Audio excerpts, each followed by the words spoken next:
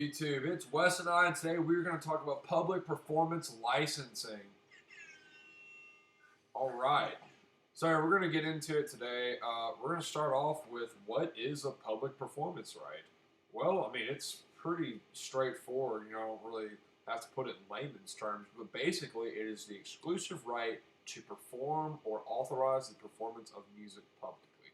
We're talking radio stations, Saturday Night Live, those crappy DJs you hear at Coachella, like all of that. They all have to have these certain types of licenses that we're going to get into today. It's very fascinating. It includes the live performances and broadcasts, the radio, TV, online, the whole kit and caboodle.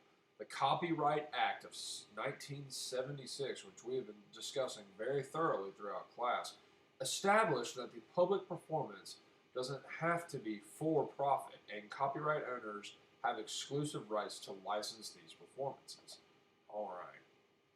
So we're going to start off today by talking about PRO, public rights organizations. So they act as a middleman, kind of. They're responsible for tracking all public performances, which can be a very tedious process because there are people playing live music all the time, everywhere you go. You'll hear someone at a little juke joint like yeah music. But if he's doing covers, they have to pay. You don't really just get away with that. And they charge users they charge users and pay royalties to writers and publishers. So a little bit about the history of some PROs. The first one we're going to talk about is called ASCAP, the American Society of Composers, Authors, and Publishers. Established in 1914, they were the first organization to collect public performance fees. One of the first lawsuits they ever did was in 1917. They sued a little restaurant in Times Square for playing music that they weren't allowed to play, and I'm sure they lost their restaurant because of that. Apparently, Times Square is expensive real estate. I don't know. We're gonna, next. There's another one called BMI. That is Broadcast Music Incorporated, and that was established in 1939 by legendary studio owner and Johnny Cash, Elvis Presley record producer Sam Phillips of Sun Studios. Amazing studio. I've toured there before. It's really awesome.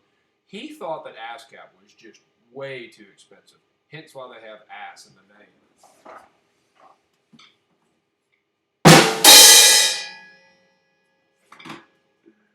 He thought that was just a little too expensive and formed it because the rates charged by ASCAP were just ridiculous.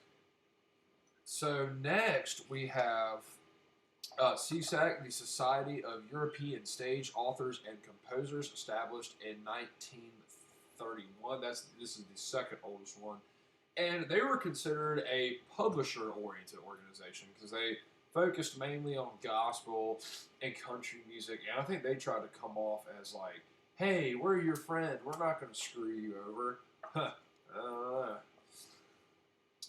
So basically, sorry about that. It's very simple for artists to join these types of organizations. You literally pay a $50 application fee, and you go to the website where it says join, and that's really about it. It's quite simple. All right, Wes is going to take over, and we're going to talk about some different types of licensing today. All right, Give it up for Wes, everybody! Woo!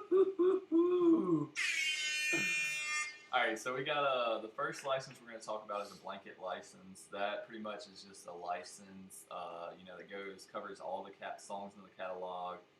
It allows unlimited number of performances by the venues.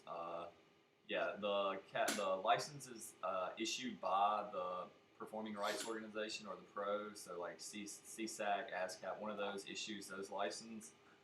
Usually the fee for this license, it's expressed as like 1.7% of the adjusted gross receipts of the establishment. So, I mean, not much.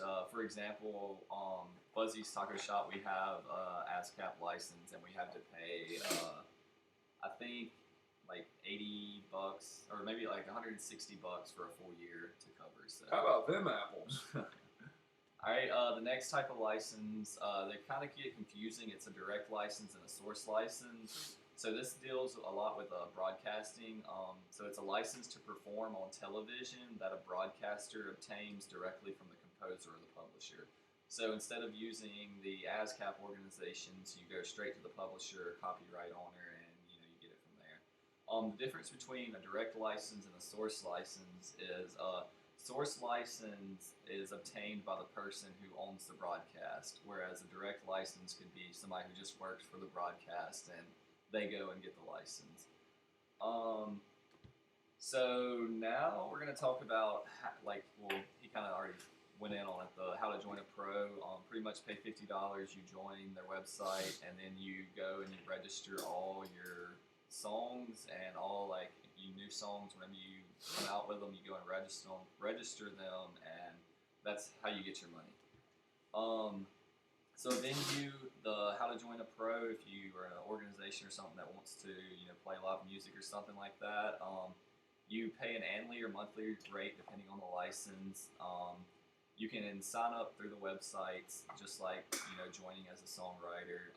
Pretty much you describe your venue, your capacity, what type of business it is, if it for profit, non-profit, and all that. So as far as money, where all the money comes from, live performance makes up 48% of the music industry.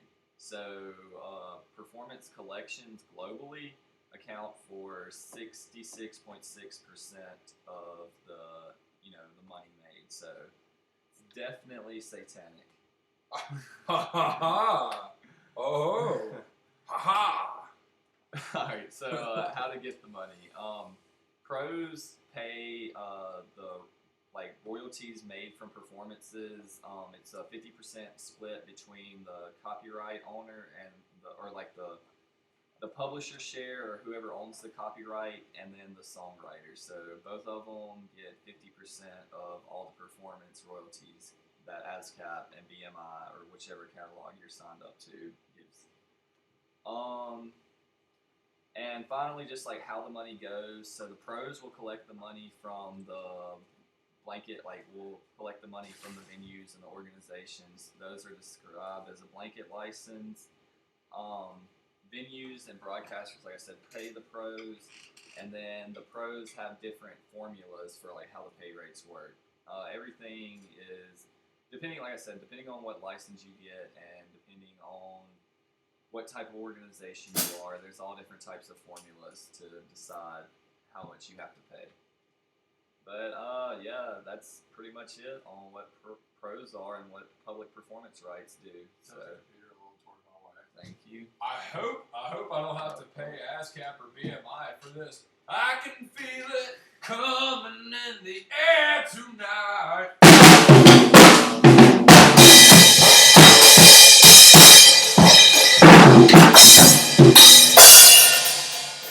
That's all we got today, folks.